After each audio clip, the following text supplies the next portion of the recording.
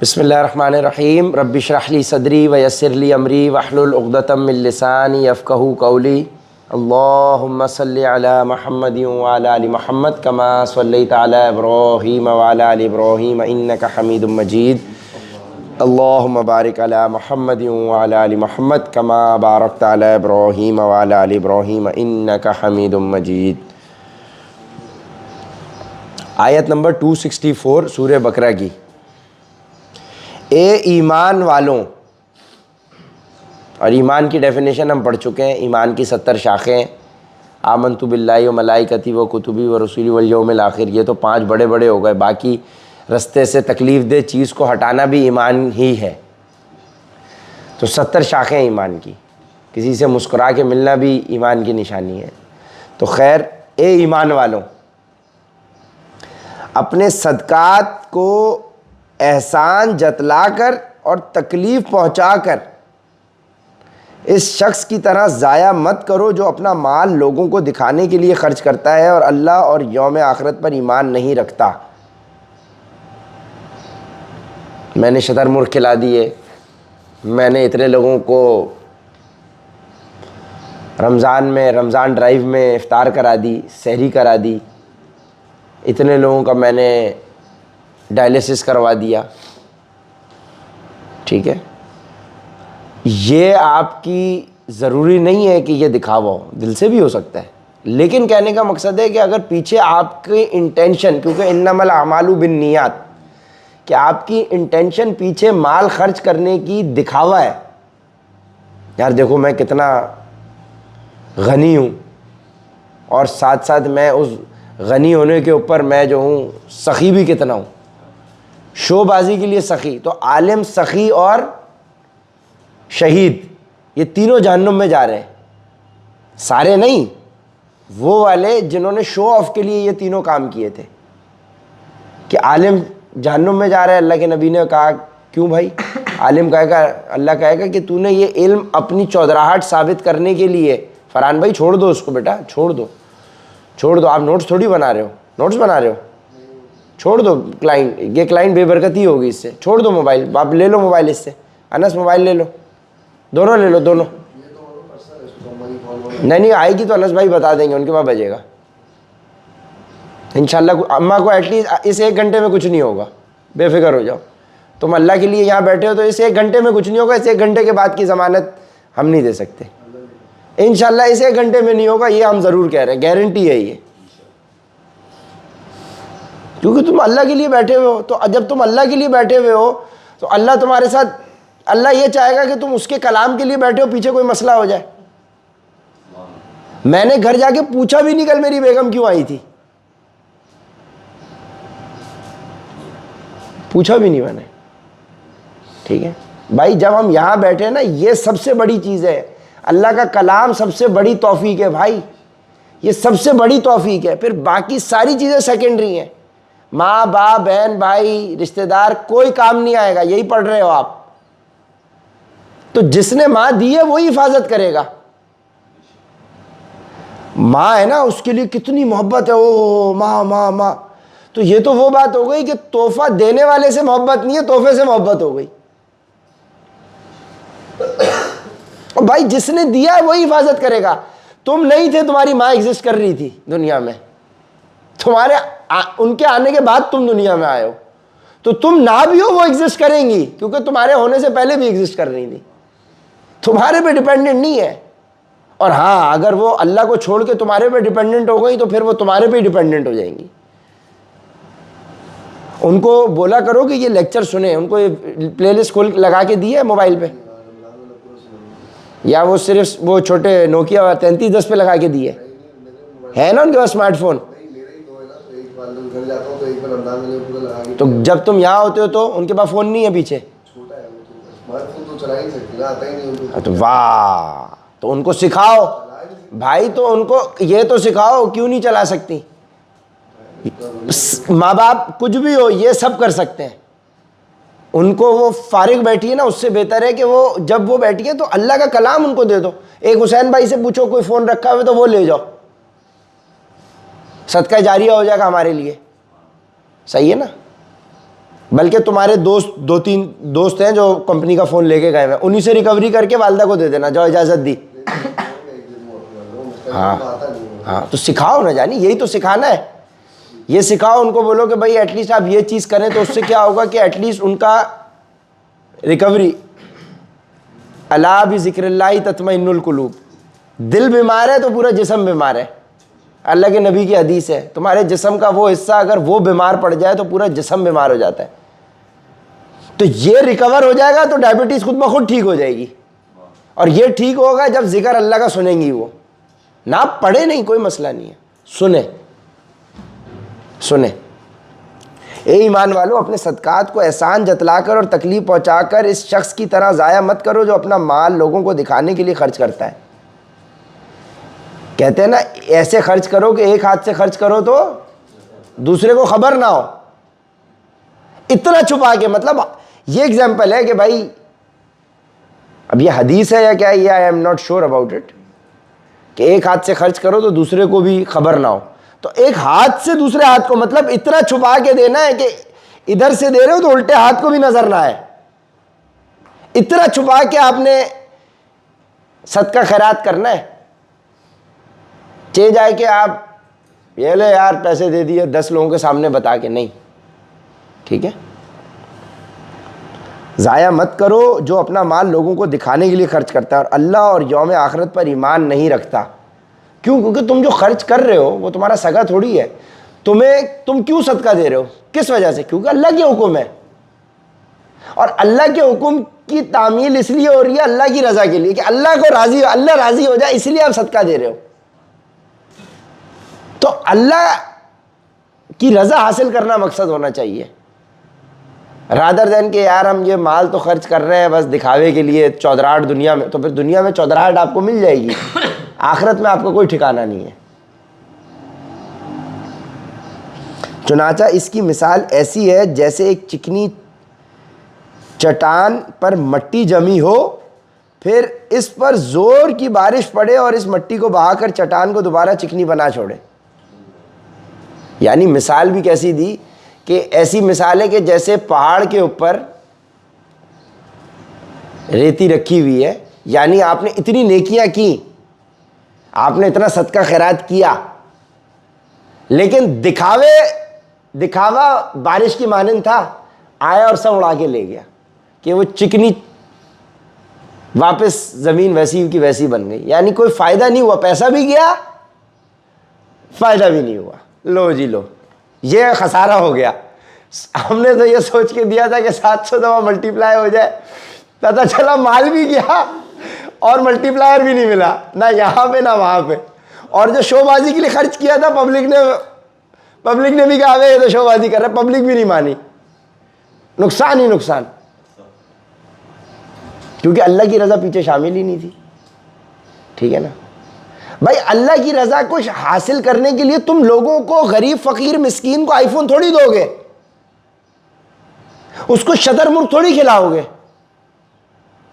उसको तुम बिरयानी निहारी पाए थोड़ी खिलाओगे। अल्लाह के नबी ने पूरी ज़िंदगी चावल नहीं खाया, आपको पता है। अब इसका मतलब ये नहीं है कि चावल खाना हराम हो गया। इसका मतलब यह है कि अगर आप इस नियत से चावल ना खाएं कि मेरे नबी ने नहीं खाया, तो आपको उस टाइम का चावल छोड़ने का सवाब भी मिल जाएगा। वही बात ना कि खिड़की क्यों बनाई है, हवा आती है, और नियत कर लेते कि यहां से अजान की आवाज आती है, तो हवा तो आ ही रही थी। तो अब मैं अगर चावल फिटनेस के दौरान मुझे कार्ब्स लो रखने, तो मैं चावल लो रखने, लेकिन नियत यह है कि अल्लाह के नबी ने चावल नहीं खाया, मैं इसलिए नहीं खा रहा, तो फिटनेस तो हो ही गई, तो ग्रेवी में मिल ही गई। बिरयानी खाने का दिल चाह रहा है, लेकिन मैंने ये सोचा मेरे नबी ने कभी चावल नहीं खाया, और जबकि मैं बाद में खाऊंगा चावल, उस टाइम पे मैंने ये नियत कर ली, तो एटलीस्ट उस टाइम का सवाब मिल जाए भाई। जब एक फाहिशा ने कुत्ते को पानी पिला दिया जूते में अपने निकाल कर, कुत्ते को, जिस कुत्ते के घर के बाहर होने से फरिश्ते अंदर नहीं आते, अल्लाह ने उस फाहिशा को जन्नत की टिकट दे दी।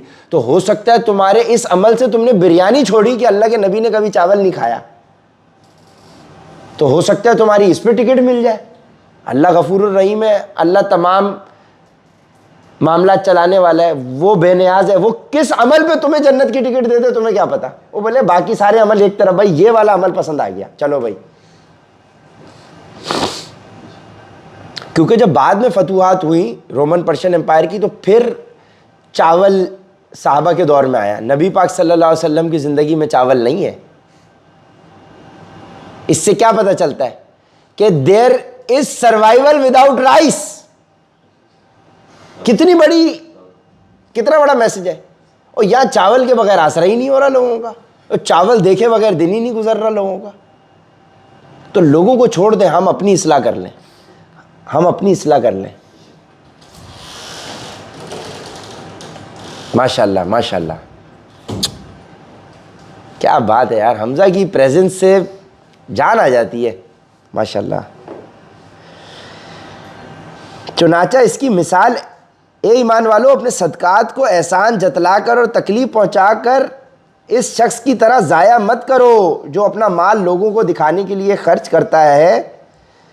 चुनाचा इसकी मिसाल एक ऐसी है जैसे एक चिकनी चट्टान पर मट्टी जमी हो, फिर इस पर जोर की बारिश पड़े और इस मट्टी को बहाकर चट्टान को दोबारा चिकनी बना छोड़े।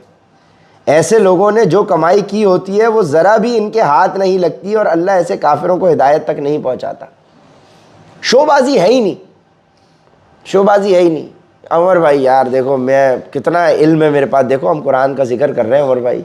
यार उमर भाई बढ़िया, आपके पास कुरान की नॉलेज है, सीरा की नॉलेज है, वाह वाह वाह वाह। उमर भाई चौधराहट के लिए यार, कि मेरी चौधराहट बन जाए, इस्लामिक टच भी आ जाए और सब ज़रा काबू में हो जाए।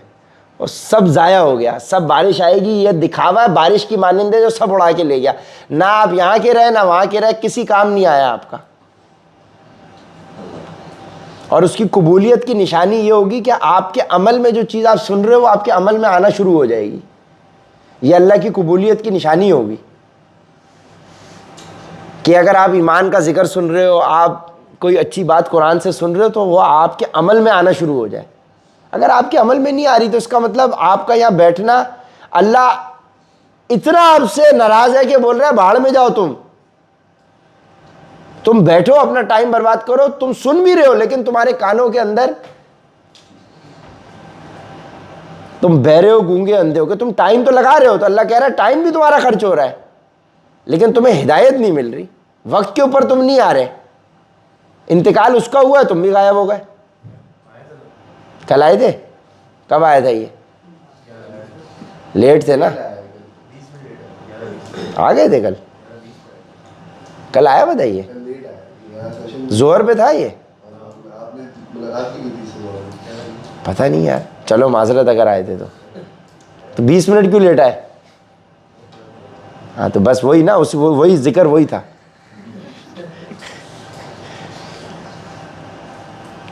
और जो लोग अपने माल अल्लाह की खुशनुदी तलब करने के लिए और अपने आप को पुख्तगी पैदा करने के लिए खर्च करते हैं, इनकी मिसाल ऐसी है जैसे एक बाग किसी टीले पर वाक़े हो, इस पर ज़ोर की बारिश बरसे तो वो दुगना फल लेकर आए, और अगर इस पर ज़ोर की बारिश ना भी बरसे तो हल्की फुहार भी इसके लिए काफ़ी है। और तुम जो अमल भी करते हो अल्लाह इसे खूब अच्छी तरह देखता है। अच्छा, जो दिखावे के लिए पैसा खर्च कर रहे हैं उसमें भी चट्टान का जिक्र है, और चट्टान पे मट्टी जमी हुई है, बारिश आई और उस बारिश ने सब ज़ाया कर दिया। चट्टान भी ऊंची होती है। और यहाँ पे मिसाल दी जा रही है कि जो अल्लाह की खुशनुदी तलब करने के लिए, अपने पुख्तगी पैदा करने के लिए खर्च करता है, उनकी मिसाल ऐसी है कि एक बाग किसी टीले पर वाक़ हो, यानी एक बाग है जो टीले पर मौजूद है, ऊंचे टीले पर मौजूद है, उस पर जोर की बारिश बरसे तो वो दुगना फल दे। यानी उधर बारिश बरसी थी तो सब उड़ा के ले गई थी, यहां पे बारिश बरस रही है तो उसको दुगना फल दे रहा है उसका बाग। यानी उसने जो माल अल्लाह की राह में खर्च किया होगा अब वो और डबल होगा। यानी अगर तुम माल खर्च कर रहे हो और वो डबल हो रहा है तो इसका मतलब वो कबूलियत हुई ना, कबूलियत हुई वो। अगर तुम माल खर्च कर रहे हो और वो डबल हो रहा है तो इसका मतलब ये कबूलियत की निशानी है। हजरत आदम के दौर में कुर्बानी कबूल होने का जो इशारा था वो ये होता था कि आग ऊपर से आती थी और वो आग खा लेती थी। जो भी आप चीज़ अल्लाह की राह में कुर्बान करते थे। यही तो काबिल और हाबिल के आपस के अंदर इख्तिलाफ की भी वजह एक बनी थी कि उनकी कुर्बानी कबूल हो गई, हाबिल की काबिल की नहीं हुई। ठीक है ना। तो ये भी जेलसी थी आपस में कि भाई इस तुम्हारी मेरे भाई की कबूल हो रही है, मेरी नहीं हो रही। ठीक है ना। तो फिर उस जेलसी, फिर वही पनपते पनपते पनपते भाई ने भाई को कत्ल कर दिया। तो अब दुनिया में जितने भी कत्ल होते हैं उसका सदका जारी या नेगेटिव वाला वहां जा रहा होता है काबिल को, क्योंकि पहला वहां से कत्ल शुरू हुआ था। अब जब कत्ल कर दिया तो उनको समझ ही नहीं, उसको समझ ही नहीं आया मैं क्या करूं, कहां दफनाऊं। तो बराबर में कौवा आया, उसने कौवे के साथ लड़ाई करी, कौवे ने कौवे को मार दिया और दफनाया, और अब कौवे को दफना के चला गया। तो काबिल ने कहा कि हाय मेरी अकल, और ये हमने पढ़ा है कि मेरी अकल, कि मेरे में इतनी भी अकल नहीं थी कि मैं मारने के बाद बॉडी कहां छुपाऊं, ये तो कौवे में मेरे से ज्यादा अकल है। तो चूंकि वो शहीद हो गए दूसरा भाई, तो अल्लाह ने उनकी तदफीन का भी इंतजाम प्रॉपर तरीके से कौवे को बेच के करवा दिया। अंदाजा लगाए। अरे जाहिर है एक निज़ाम तो चलना था ना, दुनिया का निज़ाम तो चलना था। और जो लोग अपने माल अल्लाह की खुशनुदी तलब करने के लिए और अपने आप में पुख्तगी पैदा करने के लिए खर्च करते हैं, इनकी मिसाल ऐसी है जैसे एक बाग किसी टीले पर वाक़ हो, इस पर ज़ोर की बारिश बरसे तो वो दुगना फल लेकर आए, और अगर इस पर ज़ोर की बारिश ना भी बरसे तो हल्की फुल्की फुहार भी इसके लिए काफ़ी है। और तुम जो अमल भी करते हो अल्लाह ऐसे खूब अच्छी तरह देखता है। माल डबल ना भी हुआ ना, वन टाइम भी हुआ तो वो भी इतना होगा, ना भी बढ़ा तो भी वो इतना काफ़ी होगा कि वो बरकत हो जाएगी उसमें। मतलब लाख रुपए खर्च किए, लाख 3 लाख नहीं हुए, तो हो सकता है लाख रुपए में 3 लाख का काम हो जाए। तो लाख रुपए में 3 लाख का काम हो जाना भी तो बरकत ही है ना भाई। वो माल क्वांटिटी में नहीं बढ़ा, क्वालिटी बढ़ गई माल की, माल की क्वालिटी बढ़ गई। अब आपको एक 50 लाख की चीज़ है, आपके 50 लाख नहीं है, वो चीज़ आपको लाख रुपए में मिल गई, क्या है 50 लाख ही के बराबर हो गई ना। तो अगर तुम हलाल कोई इंस्टॉलमेंट में कोई चीज़ खरीद रहे हो तो तुम्हारे माल में बरकत है वो भाई। कि तुम्हारे पास 50 लाख नहीं है लेकिन अल्लाह ने तुम्हारे माल में इतनी बरकत कर दी कि तुम 50 लाख की चीज़ लाख रुपए में अवेल कर रहे हो। वाह भाई वाह, वाह भाई वाह फरहान भाई, ये माल में बरकत हो गई आपके। क्वालिटी, क्वांटिटी नहीं हुई। और वो अल्लाह को पता था अगर क्वांटिटी आ गई तो हो सकता है ये आउट हो जाए, तो क्वांटिटी रोक के अल्लाह ने क्वालिटी से बढ़ा के तुम्हें काम पूरा करा दिया, क्योंकि क्वांटिटी इटसेल्फ नशा है। क्वालिटी बढ़ा दी अल्लाह ने। ठीक है ना।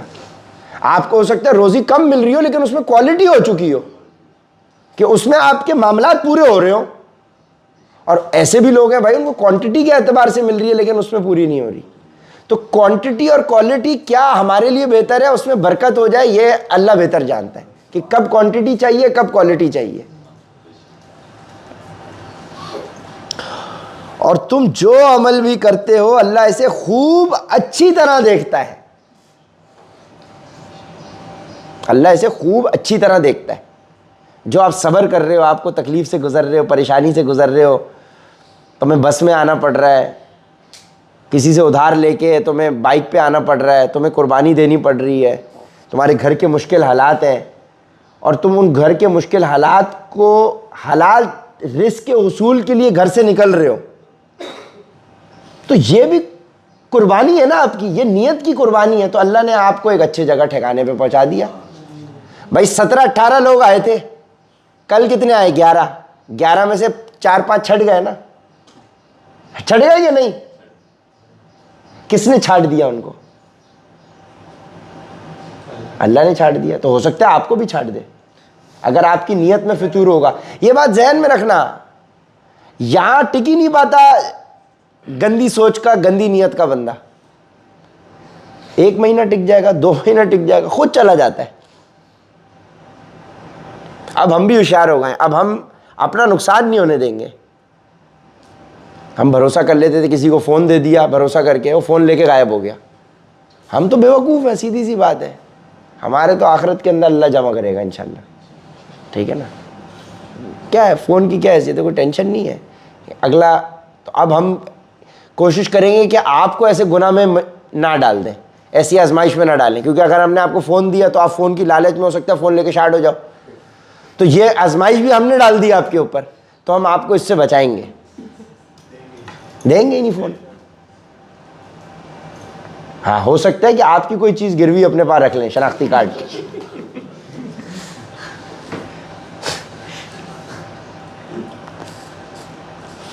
क्या तुम में से कोई ये पसंद करेगा कि इसका खजूरों और अंगूरों का एक बाग हो जिसके नीचे नहरें बहती हों और इसको इस बाग में और भी हर तरह के फल हासिल हों और बुढ़ापे ने इसे आ पकड़ा हो?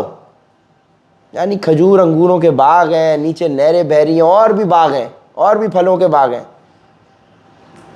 और इसके बच्चे अभी कमज़ोर हों, इतने में एक आग से भरा गोला आकर इसको अपनी जद में ले ले और पूरा बाग जलकर रह जाए।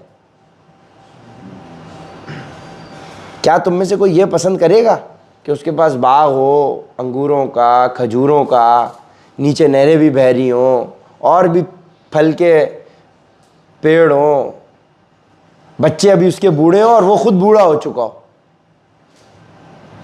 जैसे कि इरफान भाई, बच्चे छोटे, बाग इनके पास माशाल्लाह है, नहरें भी बह रही हैं, फार्म हाउस है इनका, उसमें केले वगैरह, केले लगे हुए हैं उसमें।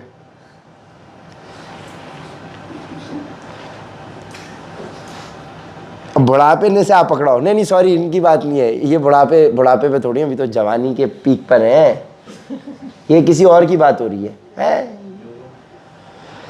इतने में एक आग से भरा गोला आकर इसको अपनी जद में ले ले और पूरा बाग जलकर रह जाए। इस तरह अल्लाह तुम्हारे लिए अपनी आयतें खोल खोल कर बयान करता है कि तुम गौर करो। यानी अल्लाह ये मिसाल दे रहा है कि तुमने ये उसी नेकी की कि तुमने अल्लाह की राह में माल खर्च किया, बारिश आई सब बर्बाद करके ले गई। तुमने बहुत माल जमा किया, बाग है, सब है, माल है, अब औलाद भी है तुम्हारे पे, उसकी ज़रूरत भी है, वो तुम्हारे पे डिपेंडेंट भी है, तुम अपने माल पे आसरा करके बैठे हुए हो, लेकिन शोबाज थे तो तुम्हारा आग आई और सब माल ले गए, जिस माल के आसरे पे तुम बच्चों की परवरिश करना चाहते थे। तो माल के आसरे पे बच्चों की परवरिश नहीं हो सकती। वो भी देखो हमने पीछे पढ़ लिया है, वैसे तो आगे आएगा वो सूरह काफ में, कि आदमी नेकी की ज़मानत दे तो अल्लाह बच्चों की प्रोटेक्शन की ज़मानत ले लेता है। ठीक है ना, वो सूरह काफ रिलेट करें आप। हे ईमान वालों, जो कुछ तुमने कमाया हो और जो पैदावार हमने तुम्हारे लिए ज़मीन से निकाली हो, इसकी अच्छी चीज़ों का एक हिस्सा अल्लाह के रास्ते में खर्च किया करो।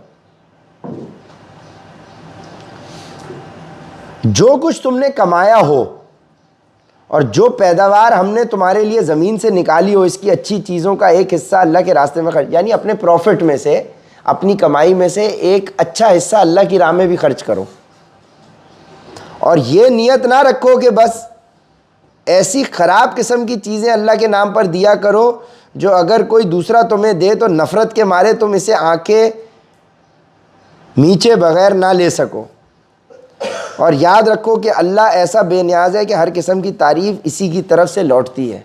यानी अगर किसी के ऊपर कोई माल खर्च कर रहे हो, अल्लाह की राह में कोई ऐसी चीज़ दे रहे हो, ऐसी चीज़ मत दो कि अगर तुम्हें ऐसी कोई चीज़ मिले तो तुम बोलो अबे यार ये क्या घटिया चीज़ मुझे दे दी, फटी हुई पैंट थी तो मुझे पहुंचा दी, उमर भाई की टी शर्ट फट गई थी तो मुझे दे दी। ऐसी चीज़ मत दो अल्लाह की राह में, ठीक है ना। अब फरहान को हमने एक तोहफा दिया अल्लाह की रज़ा के लिए कि अल्लाह राज़ी हो जाए कि उसके, तो अब अल्लाह राज़ी होने की अलामत क्या होगी कि उसके दिल में खुद ब खुद मोहब्बत का जज्बा पैदा हो जाएगा। लेकिन इसको राज़ी करने के लिए इसको तोहफा नहीं दिया, अल्लाह को राज़ी करने के लिए कि देखो उसका बड़ा भाई नहीं है, उसके कभी बड़े भाई ने उसको तोहफा ही नहीं दिया, कभी उसको फीलिंग का एहसास ही नहीं है कि यार कोई बड़ा तोहफा देता है तो कैसे देता है। तो ये बड़े की हैसियत से आपने अगले को तोहफा दे दिया, ठीक है ना। अब ऐसा तोहफा मत दो कि तुम्हें कोई अगर वैसा तोहफा दे तो तुम्हें लगे अबे यार ये क्या सस्ती घटिया आइटम दे दिया।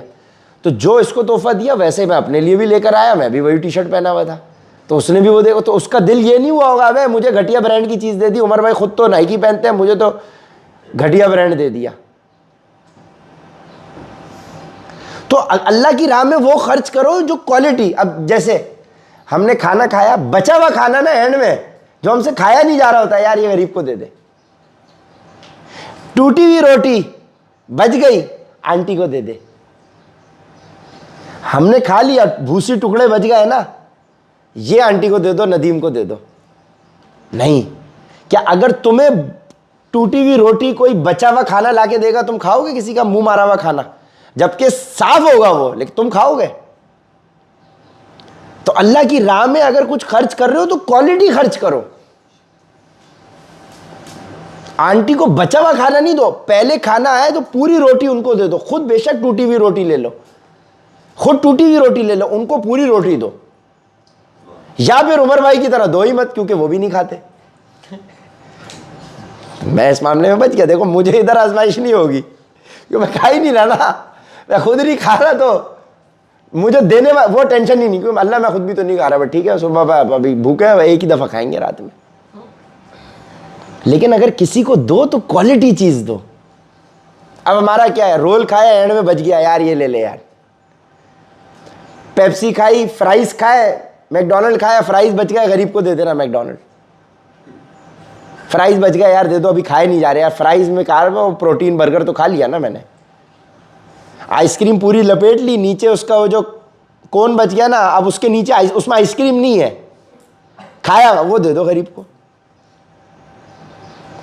अल्लाह की राह में खर्च कर, तो देखो अल्लाह की राह में खर्च कर रहे हो तो अल्लाह को दे रहे हो, यानी अल्लाह को टूटे हुए टुकड़े दे रहे हो, अल्लाह को बचे हुए चिप्स दे रहे हो। यही बात हो गई ना, अल्लाह को फटे हुए कपड़े दे रहे हो। वो दो जो तुम खुद अपने लिए पसंद करते हो, कि तुम अगर वो खर्च कर रहे हो तो क्या तुम्हें अगर वही क्वालिटी की चीज मिले तो तुम पसंद करोगे कि किसी ने तुम्हें वो तोहफा दिया है। खुद नाइकी पहनेंगे, लेकिन फरहान को दी तो कॉपी नाइकी। और भाई अब्बास का है, भाई हम खुद ओरिजिनल पहनते तो मुझे अच्छा ही नहीं लग रहा कि तू नॉन ओरिजिनल नाइकी पहन के बैठा हुआ होता है। क्रिस्टियन डियोर पहना हुआ है, 5 लाख रुपए की टी शर्ट 200 रुपए में। भाई ब्रांड पहनना है तो ओरिजिनल पहन, वरना सारी टी शर्ट पहन के तो अच्छी लग रही है। अभी है इसमें भी छिचोरपंती, ये बटन छिचोरपंती वाले, लांडी को रंगी वाले, ठीक है ना। ये जो जीन्स का कलर है ये छिचोरपंती सिराइकियों वाला कलर है। ये अच्छा कलर पहने हुए इरफान भाई, ये जीन्स का कलर है। हाँ देखो ये भी अच्छा हो गया, डिसेंट हो गया। हाँ ये भी देखो डिसेंट, देखो कितना डिसेंट बच्चा है ना, देखो कितनी प्रॉपर ड्रेसिंग है इसकी, ठीक है ना। अब मुझे आप देखोगे मैं प्लेन पहनता हूं, भाई प्लेन के अंदर क्या कीड़ा निकालोगे? प्लेन ब्लैक प्लेन ब्लू में क्या कीड़ा निकालोगे? अब छिचोरपंती वाला फरहान ने शुक्र है अच्छा वाला पहना हुआ है। अच्छा बाज़ औक़ात ये चूंकि बलोच है ना, हमारा प्यारा है शहजादा हमजा, ये कोयटा में पला बड़ा है, तो इसके चॉइस ऑफ कलर्स जो है ना कमीज शलवार के। अब आप अहमद के कलर देखें, अहमद का है ये कैसे, क्या देखो स्मार्ट, देख रहे हो ना। तो जिसे तो भाई ये कुछ सिखाओ इसको भी कुछ सिखाओ। ये थोड़ी कि वही लीडर है तो सब वही सिखाएगा। देखो कितना गंदा वाला जीन्स का कलर पहना हुआ है, सही है ना। अब मुझे इसलिए नहीं अच्छा लग रहा क्योंकि भाई सही है ना, ठीक है ना, ये चीज़ है। तो अल्लाह की राह में वो खर्च करो, वो तोहफा दो जो तुम खुद भी पहनना। देखो इब्राहिम को देखो कितना डिसेंट प्लेन पहना हुआ है, अनस भाई को देखो ब्रांड नहीं है लेकिन प्लेन टी शर्ट पहने हुए। अब इसी के ऊपर नाइकी का गंदा लोगो लगा हुआ हो तो भाई ओरिजिनल नहीं है ना, तो फिर मजा नहीं करेगा। ब्रांड पहनो तो ओरिजिनल पहनो, वरना ना पहनो ब्रांड, खुदा के वास्ते मत पहनो ब्रांड।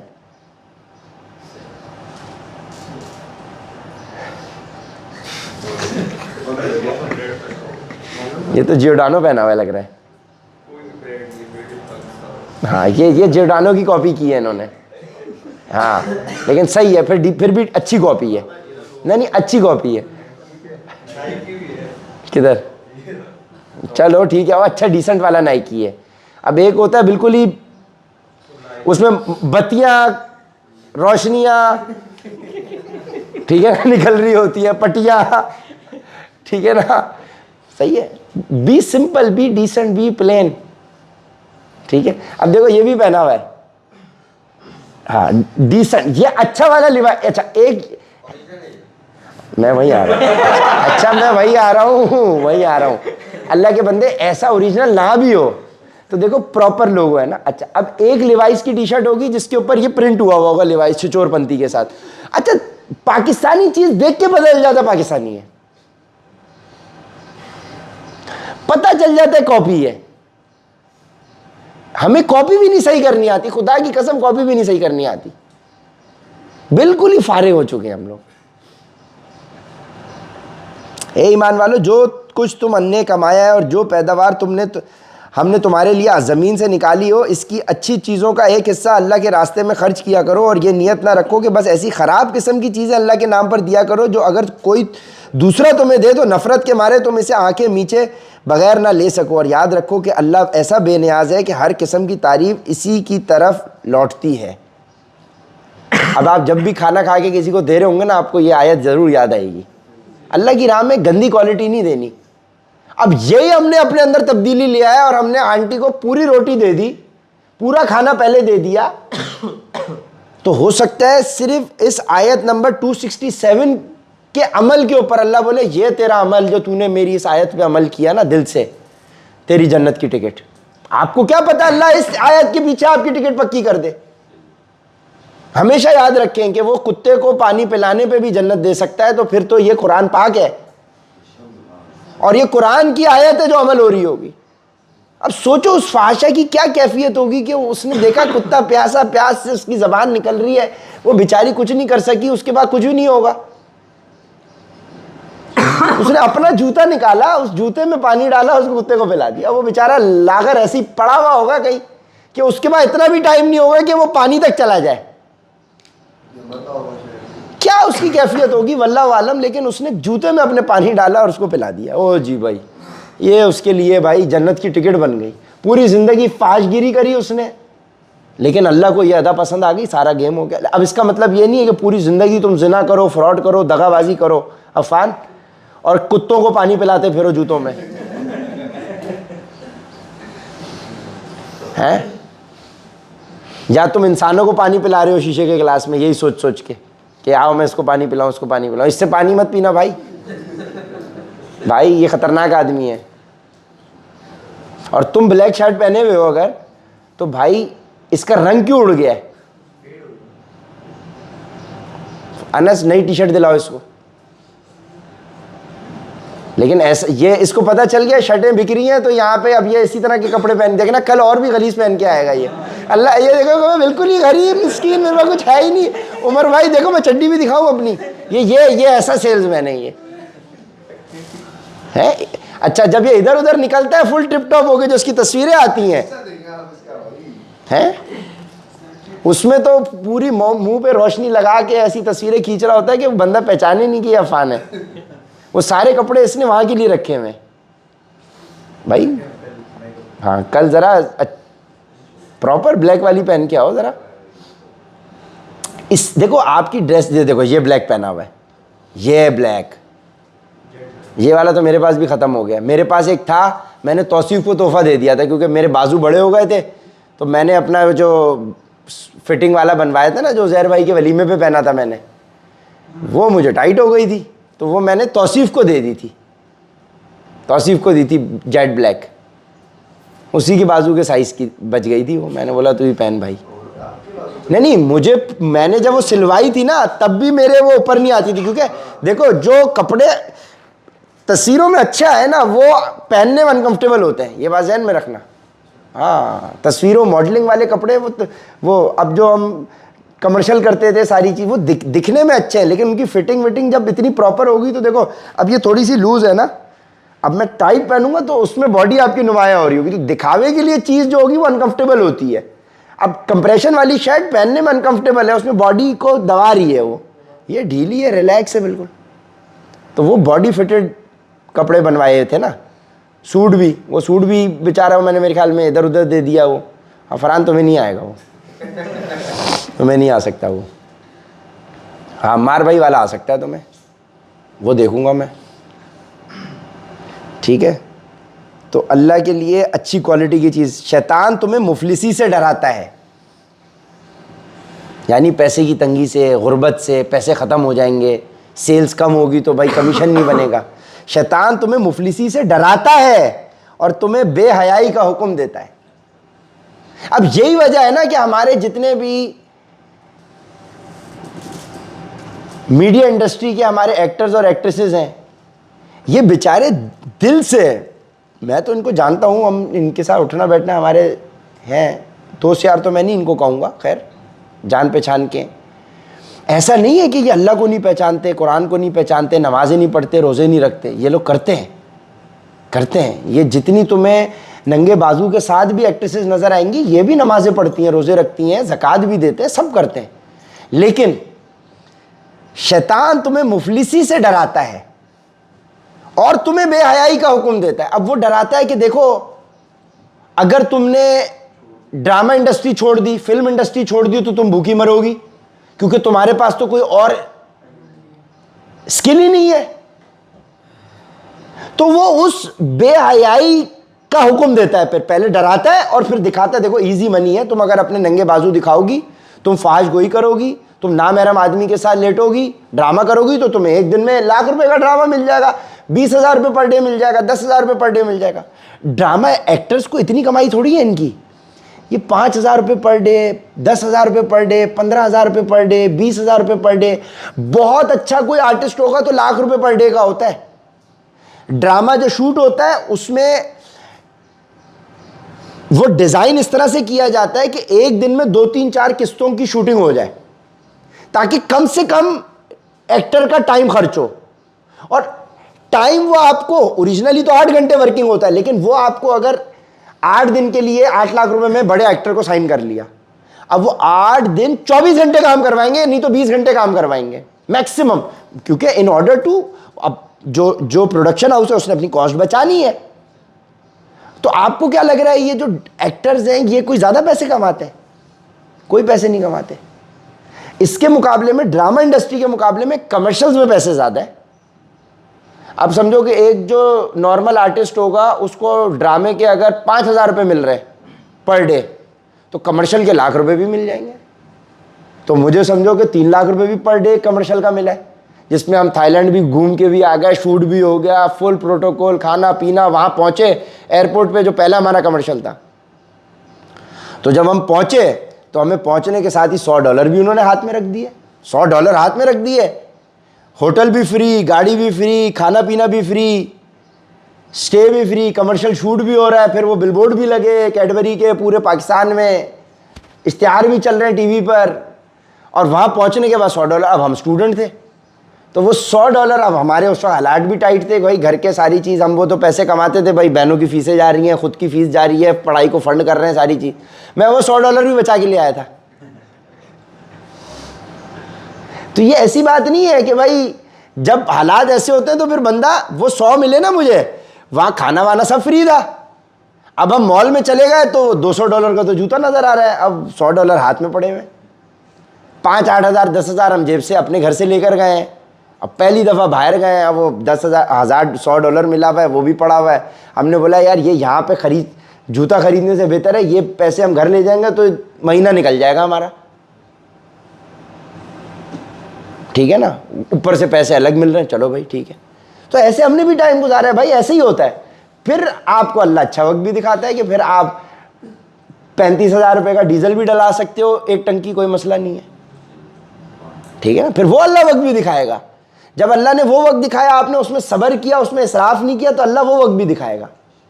शैतान तुम्हें मुफलिसी से डराता है और बेहयाई का हुक्म देता है, और अल्लाह तुमसे अपनी मगफिरत और फजल का वादा करता है। अब हमारी मिसाल ले लें, मुफलिसी से डराता है और बेहयाई का हुक्म देता है। शैतान ने बोला अगर तुम अपने 6 पैक्स नहीं दिखाओगे ना तो तुम्हारी सेल्स ही नहीं होगी। तो मेरी उसने सतर गायब करवाया और मैंने नंगी तस्वीरें अपनी लगाना शुरू कर दी। क्यों? किस खौफ से? मुफलिसी के, यार सेल्स ही नहीं आएगी अगर मेरे एब्स कोई नहीं देखेगा। तो शुरू 2017-18 में जब मैंने काम शुरू किया तो 18, 19, 20 मुझे पता तो था ये कि भाई आदमी का सतर नाफ और घुटने को छुपाना है, नहीं नाफ दिखानी, क्योंकि भाई शो तो उसी में आ रही है, ठीक है ना। अब उसको दिखाए बगैर मैं जहन में शैतान डाले कि अगर तूने ये नहीं किया तो तुझे सेल्स ही नहीं आएगी, लोग तो तेरी बॉडी से ही मुतासिर होके तो कर रहे हैं। 2 3 4 साल लगे इस जद्दोजहद में, बस फिर अल्लाह का करना था कि अल्लाह ने दिल मुतमईन किया। आज हमारी 90% क्लाइंटेल औरतें जो बगैर हमारी बॉडी देखे हमें ज्वाइन कर रही हैं। तो जहां तुम्हें मुफलिसी से वो डराएगा और बेहयाई, देखो बेहयाई का ही हुक्म दिया ना। अब मेरी नंगी 6 पैक्स की तस्वीर देख के क्या है, बेहयाई है और क्या है? हाँ बेशक मैं सतर भी छुपाऊं, है बेहयाई।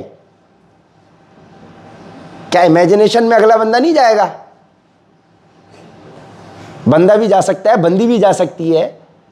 तो आप उसके लिए बेहयाई का सबब बन गए, बनेगे नहीं बने तो दूसरों को उंगली छोड़ो, मैं अपनी एग्जांपल दे रहा हूं आपको। हमें भी बेहयाई का हुक्म दिया ना, मुफलिसी से डराया कि यार सेल्स कम हो जाएगी अगर तूने अपना नंगा जिस्म नहीं दिखाया,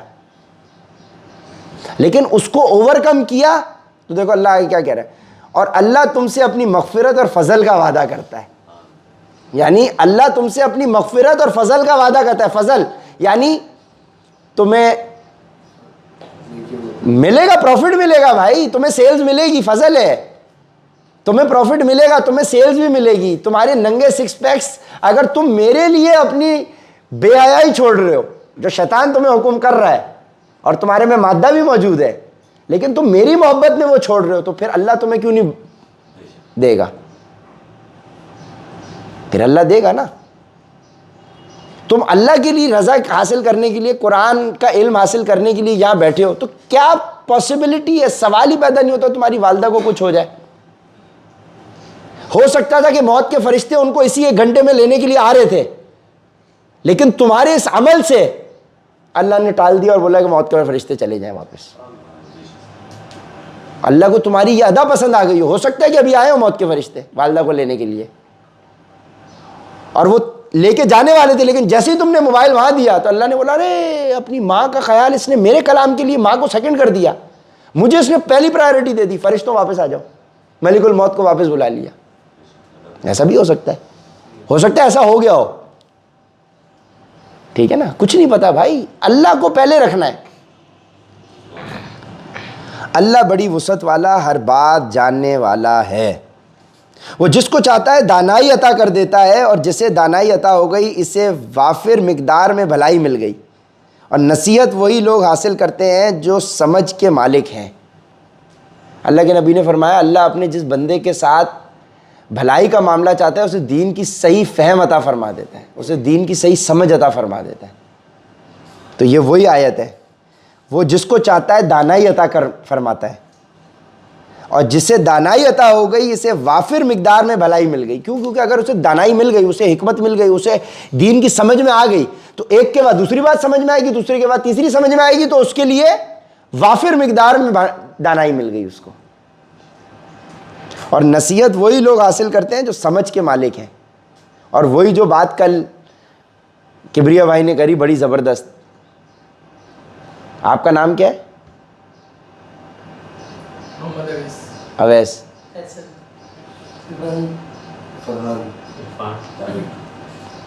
आपने मेरी बात सुनी, दिमाग ने प्रोसेस किया और आपकी ज़बान ने भी काम किया।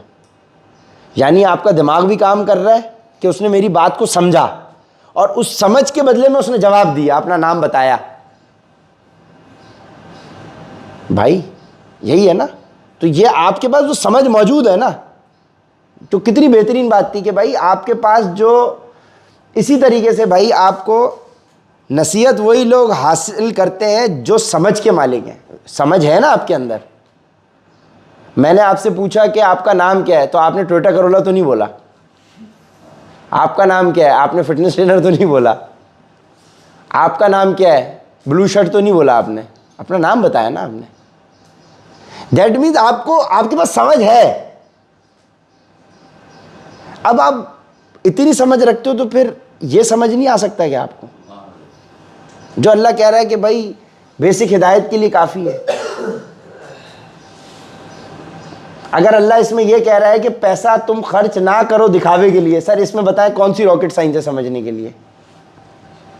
ये कौन सी मुश्किल बात है समझने के लिए कि मुझे इसके लिए न्यूक्लियर बॉम्ब का फॉर्मूला चाहिए, 10 PhD स्कॉलर चाहिए जो मुझे ये बात समझा दे कि शोबाजी के लिए पैसे खर्च मत करो। यार इट इज सेल्फ एक्सप्लेनेटरी।